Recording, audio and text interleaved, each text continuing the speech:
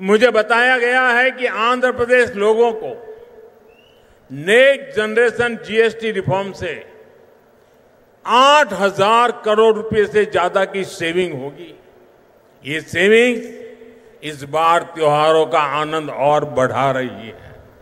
लेकिन मेरा एक आग्रह भी है, हमें जीएसटी बचत उत्सव को वोकल फॉर लोकल के संकल्प के साथ मनाना है।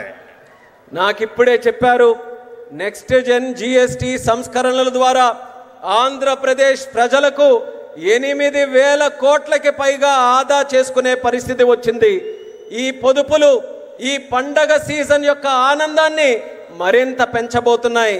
కానీ నా తాలూకా అభ్యర్థన కూడా ఈ రాష్ట్ర ప్రజలందరికీ ఉంది. మనం ఈ జీఎస్టీ పొదుపు ఉత్సవాన్ని ఏదైతే నిర్వహించుకుంటున్నామో ఇందులో మనం స్థానికుల కోసం బలంగా వోకల్ ఫర్ లోకల్ అనే సంకల్పంతో స్థానిక తయారీ రంగాన్ని ప్రోత్సహించే విధంగా జరుపుకోవాలి.